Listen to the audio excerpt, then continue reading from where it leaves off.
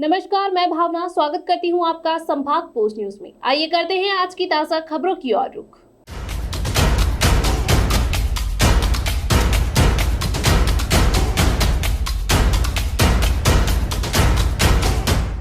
इंदौर के बाणगंगा थाना क्षेत्र से एक सनसनीखेज हत्या का मामला सामने आया है। पति के खाने में नींद की गोली मिलाकर अपने दो साथियों के साथ पत्नी ने उसकी हत्या कर दी और घर के पीछे बाड़े में गाड़ दिया और पुलिस के पास पहुंचकर पति की गुमशुदगी दर्ज करवाई।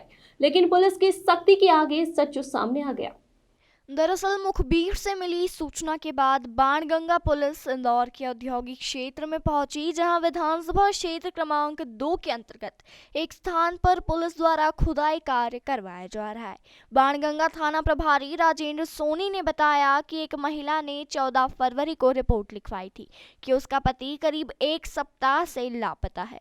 वहीं पुलिस की जांच के दौरान मुखबिर से पुलिस को सूचना मिली कि महिला ने ही पति की हत्या कर दी है, जिसके बाद पुलिस ने महिला और उसके बेटे को हिरासत में ले लिया और सख्ती से पूछताछ की तो महिला ने बताया कि उसने बीते दिनों पति को दाल बाटी खिलाने के बहाने दाल में नींद की गोलियां मिलाकर उसे सुला दिया और उसके साथ ही रिजवान और एक अन्य साथी के साथ मिलकर पति की हत्या कर दी। पुलिस की जांच अब जारी है। वहीं थाना प्रभारी ने बताया कि महिला और उसके साथियों ने संभवतः शव के हाथ पैर भी काट दिए हैं, जिसे शहर के बाहर कहीं फेंक दिया है। हालांकि मामले में जांच की जा रही है। महिला और उसका एक बेटा पुलिस हिरासत में है, वहीं 2 आरोपी मामले में फरार है।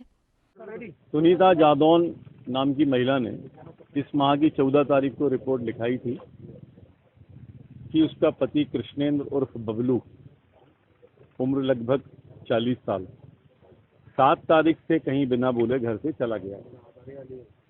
उसकी रिपोर्ट पर गुमइंसान कायम किया गया। गुमइंसान कायम करने के बाद में उसकी जांच की जा रही थी।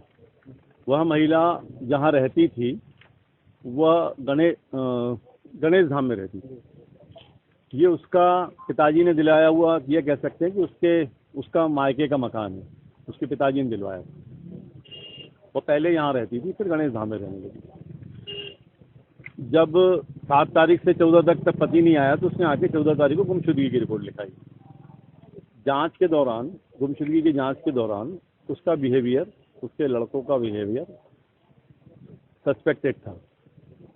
इसी दौरान जब मोहल्ले में पूछताछ चल रही थी तो हमको कल मुखबिर से सूचना मिली कि वो महिला जो है घर से भागने की तैयारी में है और उसने संभवतः उसके पति को मार के अपने पुराने वाले घर में कहीं गाड़ा है।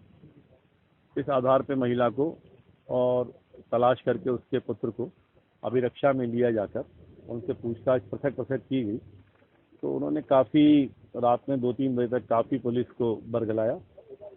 थोड़ी सी पुलिसिया अंदाज में थोड़ी सी सख्ती करके जब पूछताछ की गई तो फिर उसने बताया कि उसने अपने परिचित साथी, जो भी कहना चाहें, रिजवान और भैयू की मदद से अपने पति को पहले नींद की गोली खिलाई और जब वह गहरी नींद में सो गया तो भैयू और रिजवान ने उनके साथ लाए हथियारों से उसका कत्ल कर दिया।